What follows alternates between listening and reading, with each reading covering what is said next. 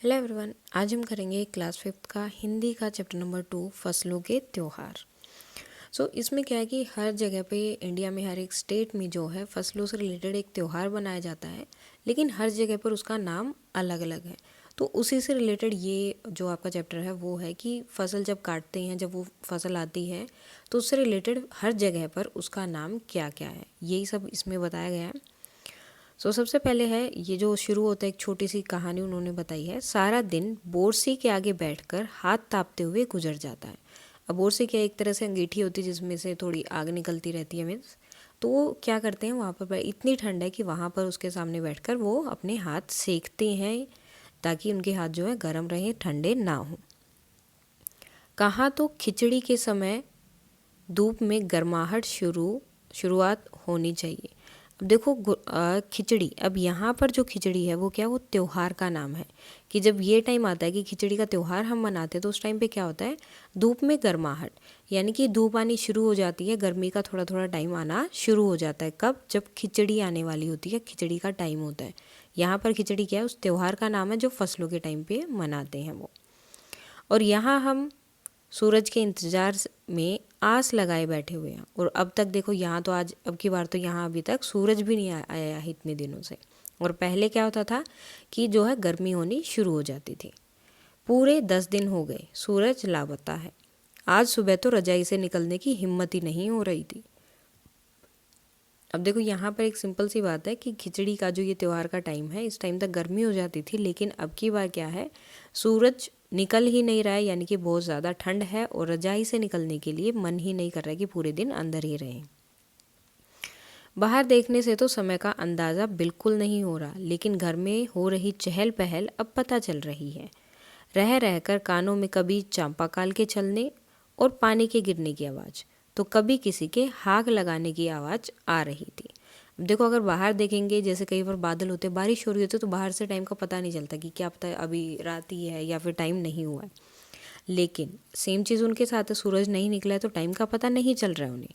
लेकिन फिर भी घर में जो चहल पहल, यानी कि लोग इधर उधर काम कर रहे हैं, और उनकी आवाज़, और कभी कभी क्या है, चांपाकाल यानी कि जो हैंडपम्प होता है पानी के लिए, उसके चलने की और पानी के गिरने की आवाज़ आती, या फिर किसी के हाक लगाने की, यानी कि किसी को ज़ोर से बुलाना, तो वो जो है वो आवाज़ें आ रही हैं, तो उससे पता चल रहा है कि समय हो गया है। अब देखो यहाँ पर उन्हीं की लैंग्वेज में एक लाइन है, जा भाग के देख केरा के पत्ते आइल के ना, कि भाग के देखो कि केरा मीन्स यहाँ पर केले के लिए है, बनाना, के पत्ता आइल, आइल मीन्स आए हैं या नहीं, जल्दी से भाग के देखो कि केले के पत्ते अभी तक आए हैं या नहीं आए।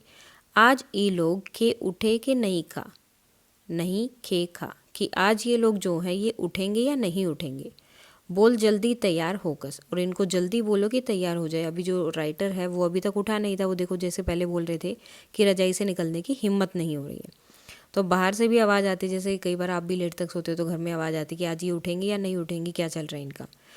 वैसे ही उनकी आवाज़ आई कि आज इनको देखो उठेंगे या नहीं उठेंगे, इनको बोलो कि जल्दी उठे और तैयार होकर, यानी कि तैयार हो जाए। अब तो उठने में ही भलाई है, तो वो सोचते कि अब तो उठ जाएं तो ही फ़ायदा है। नहा धोकर हम सभी एक कमरे में इकट्ठा हुए। दादा और चाचा ने क्या सफ़ेद चकाचक माड़ वाली धोती और कुर्ता पहना हुआ था। अब उन्होंने बिल्कुल जो है जो बॉर्डर वाली होती है वो धोती पहनी है, बिल्कुल सफ़ेद कलर की, और सेम कुर्ता। और तभी जो है, खिचड़ी में ऐसन थाड़ हम पहले कबो ना देखे, ने सारा दे कनकना देता, कि खिचड़ी के टाइम, यानी कि ये जो त्यौहार का टाइम है, इस समय में ऐसन यानी कि ऐसी, ठाड़ मीन्स ठंड, ऐसन मीन्स ऐसी ठंड, हम पहले, पहले यानी कि पहले, कभो, कभो मीन्स कभी, नहीं देखी। इसमें क्या है, सारा दे, यानी कि सारा का मीन्स मतलब पूरा ही हो गया, और दे मीन्स शरीर, कि पूरा का पूरे शरीर में क्या हो रहा है, कंपकंपी आ रही है। जैसे ठंड की तरफ से पूरा शरीर, बॉडी कांपने लगती है, तो कंपकंपी जो है हो रही है। और इतनी ठंड तो पहले भी हमने कभी नहीं देखी है खिचड़ी के समय पे। और ये बात किसने कही? पापा ने। शायद आज धोती में उन्हें ठंड कुछ ज़्यादा लग रही थी। और ये बात क्यों कही होगी? क्योंकि आज उन्होंने धोती पहनी थी और ठंड उन्हें ज़्यादा लग रही होगी। सामने मचिया, अब मचिया क्या होती है, जो पलंग होता है या खाट होती है, चारपाई जिसे हम बोल देते हैं वो, तो उस पे क्या था, खादी की सफ़ेद साड़ी पहने हुए दादी बैठी हुई थी। अब दादी भी जो है सफ़ेद साड़ी पहन के बैठे। अब देखो सब जो है खिचड़ी के टाइम पर सब ने क्या है, सफ़ेद कपड़े पहने हुए।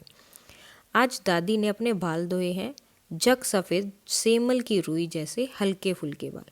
अब कैसे बाल हैं उनके, सेमल की रुई, रुई मीन्स जो कॉटन होता है वो, और सेमल जो एक कॉटन का मीन्स टाइप आप बोल सकते हैं कि रुई का एक प्रकार है, कॉटन का टाइप है, उसके जैसा बिल्कुल सफ़ेद उनके बाल हैं और बिल्कुल हल्के फुल्के, जैसे कॉटन बिल्कुल हल्का होता है उसी तरह से उनके बाल भी हैं। गौर से देखने पर भी एक काला बाल तक नज़र नहीं आता। कितना ही गौर से देखो लेकिन एक भी उनके सिर में एक भी काला बाल नहीं है, सारे के सारे बाल सफ़ेद हो चुके हैं। बिल्कुल धुली धुली सी लग रही हैं दादी। और दादी कैसे लग रही हैं कि बिल्कुल जैसे उन्हें धो के, जैसे गुड़िया वगैरह होता है या कोई भी आपके सॉफ्ट टॉयज होते हैं उनको धो के रखते हैं तो बहुत अच्छे लगते, तो उसी तरह से दादी भी आज लग रही हैं। उनके सामने केले के कुछ पत्ते कतार में रखे। अब कतार मीन्स लाइन, पंक्ति आप बोल सकते हैं, लाइन बोल सकते हैं। ऐसे लाइन इंग्लिश का वर्ड है तो पंक्ति हो जाएगा। तो क्या, केले के पत्ते जो है एक लाइन में लगा दिए, जैसे एक, ये 2 3 4, इस तरह से केले के पत्ते जो है लाइन में रख दिए। और उन सब पर क्या रखा है, तिल, मीठा, मीठे में यानी कि गुड़ है उनका, चावल और आदि के छोटे छोटे ढेर पड़े हुए। एक साइड में जैसे यहाँ पर तिल रखा, चावल रख दिए और गुड़, इस तरह से 3 ढेर बने हुए वहाँ पर। हमें बारी बारी से उन सभी चीज़ों को छूने और प्रणाम करने के लिए कहा गया। अब इनका क्या काम था, उन्हें उन चीज़ों को छूना है और उन्हें प्रणाम करना है। जब सबने ऐसा कर लिया तो उन सभी चीज़ों को एक जगह इकट्ठा करके दान दे दिया गया। उसके बाद जब सबने उसको प्रणाम किया, छू लिया, तो उसके बाद क्या हुआ, उसको दान दे दिया गया। अब ये क्यों किया गया, क्योंकि खिचड़ी के टाइम पे वहाँ पे ऐसे ही करते हैं जब उनका ये त्यौहार मनाते हैं। तो आज तो अप्पी दीदी अब बुरी फंसी। अब उनकी जो बड़ी बहन है वो फंस गई। अब क्यों फंसी है वो, उन्हें न तो चूड़ा दही ही पसंद है और न ही खिचड़ी। पर आज तो फरमाइशी नाश्ता नहीं चलेगा। फरमाइशी मीन्स जब आप बोलते हैं मुझे ये नहीं खाना, मुझे ये ही खाना है, ठीक है, जब आप एक तरह से अपनी चॉइस बना सकते हैं कि मुझे ये वाली चीज़ चाहिए। तो आज खिचड़ी है तो इसलिए खिचड़ी में क्या बनता है, सिर्फ चूड़ा दही और खिचड़ी, सिर्फ यही चीज़ें बनेगी। फरमाइशी नाश्ता आज नहीं चलेगा। उन्हें दोनों ही चीज़ें खानी पड़ेंगी। आज तो उन्हें यही खाना पड़ेगा। क्यों, क्योंकि आज खिचड़ी जो है, और क्या है आज, खिचड़ी। खिचड़ी खाने के बाद सभी ने गया। अब ये गया क्या है, जगह का नाम है। यहाँ पर देखो, इसको ब्रैकेट में इस तरह से लिखा है ना, कोमा के बीच में, तो जगह का नाम यहाँ पर है कि खिचड़ी खाने के बाद सबने क्या किया है, जो गया, जो वहाँ गया, जो जगह है उस जगह से जो तिल आए हैं, गुड़ और चीनी, ये सब आए हैं, इनको एक साथ मिला के और इनको कूटा है, ठीक है, मीन्स एक तरह से इनको मिक्स कर लिया और उसका जो तिलकुट बना है उसको बड़े चाव से खाया। खाते खाते मैं सोच रही थी कि कितनी अलग है ना ये खिचड़ी जो अभी हम मना रहे हैं, कि ये इनके घर में खिचड़ी मनाते हैं तो उसे लगा कि ये खिचड़ी कितनी अलग है। और कौन सी वाली खिचड़ी से, उसके स्कूल की खिचड़ी से। कैसे, स्कूल में हम जो खिचड़ी मनाते थे उसकी अलग ही मस्ती हुआ करती थी। छुट्टी का दिन, नाव में बैठकर गंगा नदी की सैर और फिर टापू पर बालों में दौड़ते हुए पतंग उड़ाना और उड़ाने की कोशिश करना। अब स्कूल में क्या करते थे, सब मस्ती करते थे। छुट्टी की दिन होती थी तो सब लोग जो है बैठकर गंगा नदी की सैर पे जाते और वहाँ पर जो बालू होती है, जैसे रेत जो होता है, जो मीन्स हाथ में भी लेते हो चिपकता भी नहीं है, जैसे रेगिस्तान में जो रेत है वो, उस टाइप का जो रेत है, वहाँ पे वो क्या करते थे, वहाँ पे पतंग उड़ाते या फिर पतंग उड़ाने की दौड़ते हुए कोशिश करते थे। कितना मज़ा आता था। इधर हम पतंग उड़ाते थे और वहीं थोड़ी दूरी पर गुरुजी, विमला दीदा, आनंद जी और झिलमिट भैया सब मिलकर ईंट से बने चूल्हे पर बड़े बड़े कढ़ाइयों में खिचड़ी बनाते थे। अब बच्चे तो खेल रहे होते थे, लेकिन जो उनके टीचर थे, गुरुजी थे उनके, विमला दीदा थी, यानी कि जो लोग वहाँ पे रहते थे वो क्या करते थे, सब एक साथ मिलकर खिचड़ी बनाते थे, बच्चों के लिए भी और अपने लिए भी। हम भी बीच बीच में अपनी पतंगों को सुस्ताने का मौका देते हुए मटर और प्याज छीलने बैठ जाते हो। साथ साथ में बच्चे भी आ जाते, कभी कोई आ गए, दूसरे खेलने चले गए तो दूसरे बच्चे आ जाते थे। जैसे ही वो थक जाते आ जाते और पास में आके मटर और प्याज छीलने लगते। वैसे ही खिचड़ी फिर दोबारा खाने को नहीं मिली। वाकई ढंग कैसा भी हो, पर है ये खुशियों का त्यौहार। अब इन्होंने क्या बोला, ढंग, यानी कि तरीका कैसा भी है इस त्यौहार को मनाने का, लेकिन है तो ये खुशियों का ही त्यौहार। अब देखो, जनवरी माह के मध्य, यानी कि जनवरी माह के बीच में, यानी कि 13-14 जनवरी तक, या फिर 15 हो सकती है, 16, इसी टाइप, मतलब इसी टाइम में भारत के लगभग सभी प्रांतों में फसलों से जुड़ा कोई ना कोई त्यौहार मनाया जाता है। हर जगह ये त्यौहार मनाया जाता है। कोई फसलों के तैयार हो जाने पर खुशी बांटता है तो कुछ लोग इस उम्मीद में खुश होते हैं कि अब पाला कम होगा, सूरज की गर्मी बढ़ने से खेतों में खड़ी फसल तेजी से बढ़ेगी। अब कुछ लोगों की तो फसल इस टाइम तक तैयार हो जाती है तो इसलिए वो खुशी मनाते हैं इस टाइम पे। और कुछ लोग इस उम्मीद में कि अब पाला का मीन्स होता है कि ठंड, जो सूखी ठंड जिसे बोलते हैं, बिल्कुल कपकपाने वाली, वो कम हो जाएगी और सूरज की गर्मी बढ़ेगी और उससे क्या होगा, खेतों में जो फसल खड़ी है वो जल्दी पक जाएगी। सभी प्रांत यानी कि राज्य और इलाकों में अपना रंग और अपना ढंग नज़र आता है। तो सब लोग जो अपने अपने तरीके से इस त्यौहार को मनाते तो सब जगह आपको अलग अलग इसका जो है तरीका दिखाई देगा, ढंग दिखाई देगा। इस दिन सब लोग अच्छी पैदावार की उम्मीद और फसलों के घर आने की खुशी का इजहार करते हैं। तो सब लोग जो है खुश होते हैं कि या तो पैदावार हमारी यानी कि जो फसल है वो अच्छी आएगी, बहुत मीन्स ज़्यादा पैदावार होगी इस बार, या फिर जब वो फसल कट के घर आ जाती है तो उसकी खुशी में ना। अब यहाँ पर देखो, उत्तर प्रदेश, बिहार, मध्य प्रदेश, यहाँ पर इसे क्या बोलते हैं, मकर संक्रांति या तिल संक्रांति। अब ये क्वेश्चन आपका बन सकता है, अलग अलग जगह पर इसे क्या बोला जाता है। उसके बाद असम में बिहू, केरल में ओणम, तमिलनाडु में पोंगल, पंजाब में लोहड़ी, झारखंड में सरहुल, गुजरात में पतंग का पर्व। ये सब क्या है, सभी खेती और फसलों से जुड़े त्यौहार हैं। अब देखो हर जगह पर ये त्यौहार मनाया जाता है और सेम वही 13-14 जनवरी के बीच में। और इसी जो है मतलब क्या होता है कि इसी को क्या बोलते हैं, फसलों से जुड़ा त्यौहार, और खुशियाँ सब खुश होते हैं उसमें। और इसे कब से कब तक होता है, ये जनवरी के मध्य से लेके अप्रैल तक। अब जनवरी में शुरू होता है, अप्रैल तक हर जगह पे अलग अलग टाइम में उसको मनाते हैं। ठीक है, जनवरी से वो शुरू हो जाएगा, फिर अप्रैल तक उसे मनाते रहेंगे। अभी क्या होता है कि हर जगह पे अगर आप देखेंगे तो कहीं पे बारिश जल्दी आती है, कहीं पे बाद में आती है, कहीं पर सर्दी पहले होती है, कहीं पर ज़्यादा सर्दी होती है। तो उसके अकॉर्डिंग जो है वहाँ पे फसल जो होती है उसके पकने का टाइम भी चेंज हो जाता है। लेकिन जनवरी से अप्रैल तक लगभग जो है सारी फसल पक जाती है। तो इसीलिए यहाँ पर हर जगह पर फसल पकने के, जैसे कि कहीं पर फरवरी में पक रही है तो फरवरी में वो फेस्टिवल मना रहे हैं, अगर जनवरी में है तो जनवरी में, अगर अप्रैल में है तो अप्रैल में। जैसे जैसे उनकी फसल पक के घर आती है उसी टाइम पे उसके अकॉर्डिंग वो फेस्टिवल को मनाते हैं और हर जगह पर उसका नाम जो है अलग अलग है। आगे है झारखंड में सरहुल बड़े जोशो खरोश के साथ मनाया जाता है। 4 दिनों तक इसका जश्न चलता है। अलग अलग जनजातियाँ इसे अलग अलग समय में मनाती हैं। अब देखो झारखंड में भी अलग अलग जो है टाइम्स में वो मनाया जाता है। सांथल लोग फरवरी मार्च में और ओराव लोग इसे मार्च अप्रैल में मनाते हैं। आदिवासी आमतौर पर प्रकृति की पूजा करते हैं और सरहुल के दिन विशेष रूप से साल के पेड़ की पूजा की जाती है। अब देखो यहाँ पर झारखंड के ही लोग, अलग अलग जनजातियाँ जो है अलग अलग टाइम पे इसे मनाती है। सांथल लोग फरवरी मार्च में, ओरांव लोग इसे मार्च अप्रैल में, और जो आदिवासी हैं वो क्या करते हैं, साल के पेड़ की, साल जो है एक, जैसे ही आप बोल सकते हैं नीम या फिर आम का जो पेड़ होता है उसी तरह साल भी जो एक तरह का पेड़ है जिसकी पूजा जो है उस टाइम पे करते हैं। और क्यों करते हैं, क्योंकि आदिवासी तो उनके लिए तो प्रकृति ही भगवान है और प्रकृति में जो उन्हें सबसे अच्छा पेड़ लगता है साल, और इसी की वो क्या करते हैं, पूजा। अब उसका भी एक रीज़न दिया है, क्यों, क्योंकि यही समय है जब साल के पेड़ों में फूल आने लगते हैं और मौसम भी खुशनुमा हो जाता है। अब साल के पेड़ में फूल आने का टाइम ही हो जाता है तो इसलिए इन्होंने इसकी पूजा करनी शुरू कर दी और मौसम भी इस टाइम पे अच्छा हो जाता है। स्त्री पुरुष दोनों ही ढोल मंजीरे लेकर रात भर नाचते गाते हैं। अब सब लोग जो है नाचते गाते रहते हैं। मतलब ये 4 दिन का पूरा फेस्टिवल है इनका। चारों ओर फैली हुई छोटी छोटी घाटियाँ, लंबे लंबे साल के वृक्षों का जंगल और वहीं आसपास बसे छोटे छोटे गांव। अब यहाँ पर बता रहे कि वो इसको कैसे मनाते हैं। लिपे पुते, करीने से बुहारे हुए और सजाए गए अपने घरों के सामने लोग एक पंक्ति में कमर में बाहें डालकर नृत्य करते हैं। करीने से बुहारे यानी कि अच्छे से जो है उनकी सफाई की गई। झाड़ू निकालने को क्या बोलते हैं, बुहारना भी बोलते हैं।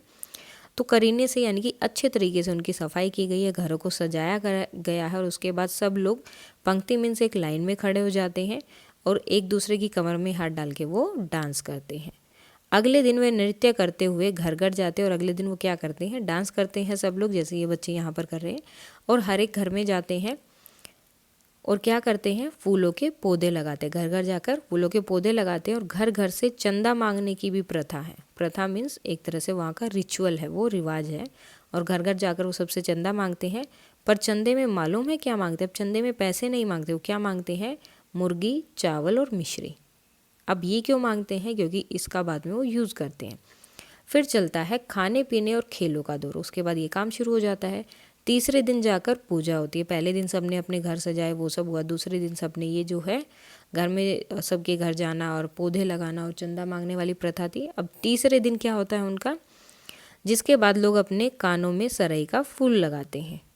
तीसरे दिन पूजा हुई, पूजा के बाद में क्या लगाया? कानों में सरई का फूल। और इसी दिन से वसंत ऋतु की शुरुआत मानी जाती है। और इसी दिन क्या होता है, वो मानते हैं कि इसी दिन वसंत ऋतु की शुरुआत भी हो जाती है। धान की भी पूजा होती है और पूजा किया हुआ आशीर्वादी धान अगली फसल के लिए बोया जाता है। अब देखो, थोड़े वो धान जो होता है उनकी पूजा करते हैं, और जिस धान की पूजा की जाती है उसी को रख लेते हैं कि जब अगली बार इसका टाइम आएगा बोने के लिए तो इसी धान का यूज़ किया जाएगा। तमिलनाडु में मकर संक्रांति या फसलों से जुड़ा त्यौहार पोंगल के रूप में मनाया जाता है। अब यहाँ पर इसका नाम क्या हो गया? पोंगल। इस दिन खरीफ की फसलें चावल, अरहर आदि कटकर घरों में पहुँचती है। अब ये क्यों कब मनाते हैं? जब फसल कटकर घर में आ जाती है।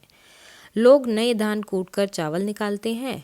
हर घर में मिट्टी का एक नया मटका लाया जाता है जिसमें नए चावल, दूध गुड़ डालकर उसे पकाने के लिए धूप में रख देते हैं। तो अब नया जो है मिट्टी का मटका भी लेकर आएंगे, चावल भी लेके आएंगे, फिर उसमें दूध और गुड़ डालकर उसे पकाने के लिए रख देंगे।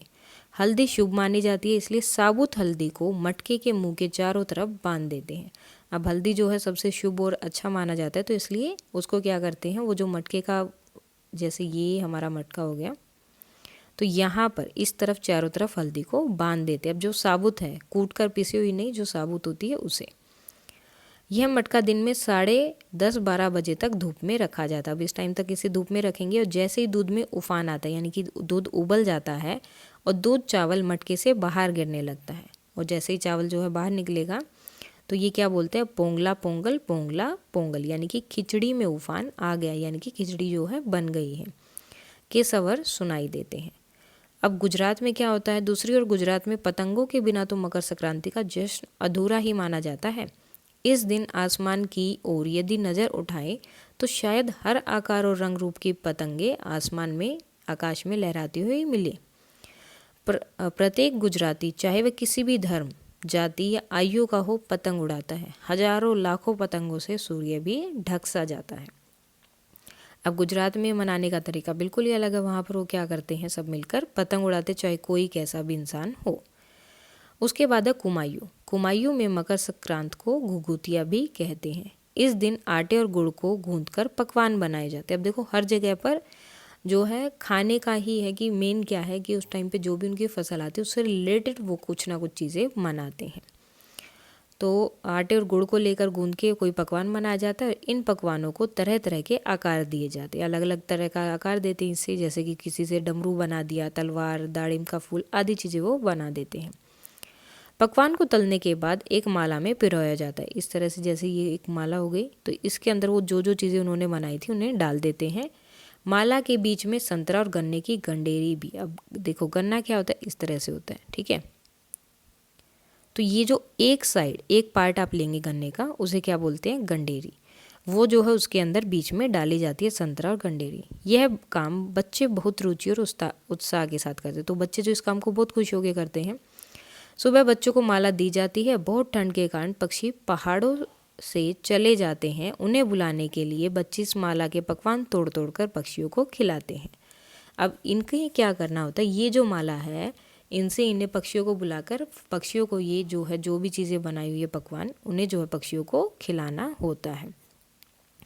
तो बच्चे क्या करते हैं, इनसे थोड़ा थोड़ा तोड़ते रहते हैं और पक्षियों को डालते रहते हैं और साथ में गाना गाते हैं, ये वाला, कोवा आओ घुघुत आओ, कि कोवा आओ और घुघुत भी आ जाओ, ले कोवा बड़ो। अब जो जो चीज़ें उन्होंने बनाई है, बड़ो ले लो, या मैं के दे जा सोने को घड़ो, और मुझे जो है सोने का घड़ो दे दो, मुझे ये जो बड़ा है या फिर ये जो पकवान बना ये तुम ले लो, और मुझे जो है सोने का घड़ा दे दो। खा ले पूरी, पूरी को खा ले, और मैं के दे, यानी कि मैं मतलब मुझे, के को दे का मीन्स दे दो, सोने की छुरी। इसके साथ ही जिस चीज़ की कामना होती है वह मांगते हैं। तो इसका क्या है कि आप ऐसा करने से जो भी चीज़ आपको चाहिए अगर आप वो मांगते हैं तो पूरी हो जाएगी। और न जाने कितने अलग अलग अंदाज मकर संक्रांति को मनाने के। कहीं दूध चावल और गुड़ की खीर बनती है तो कहीं 5 प्रकार के नए अनाज की खिचड़ी बनाता है। कहीं कहीं लोगों का सैलाब, सैलाब मीन्स भीड़, नदी में स्नान के लिए उमड़ पड़ता है। लोग ठंड में ठिठुरते रहेंगे पर बर्फीले पानी में कम से कम एक डुबकी तो ज़रूर लगाएंगे। हाल ये होता है कि इन जगहों पर तिल रखने की जगह भी नहीं होती है।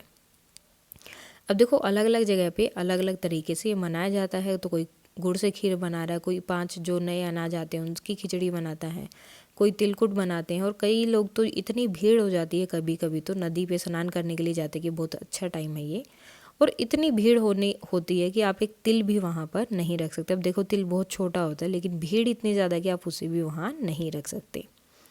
तिल से याद आया, मकर संक्रांति के दिन पानी में तिल डालकर स्नान करना, तिल दान करना, आग में तिल डालना, तिल के पकवान बनाना विशेष महत्व रखता है।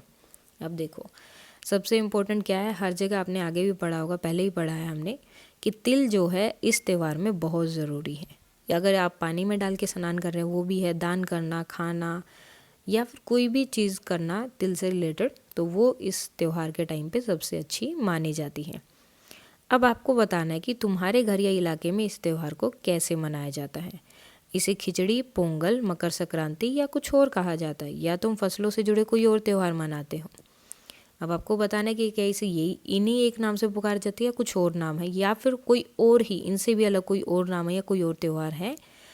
यदि तुम आपस में बातें करो तो तुम्हें ये जानकर हैरानी होगी कि कई बार एक ही इलाके में रहने वाले लोग भी इस त्यौहार को अलग अलग ढंग से मनाते हैं। और कई बार क्या होता है, जो सेम लोग होते हैं मतलब आसपास के लोग होते हैं, कई दूर से आया होता है, कोई कहीं से कोई कहीं से, तो वो भी अलग अलग तरीके से इस त्यौहार को मनाते हैं। तो आप उनसे पूछकर इसे कंप्लीट कर सकते हैं। सो ये था आपका चैप्टर नंबर 2 फसलों के त्यौहार। इसके बाद है इसके क्वेश्चन आंसर।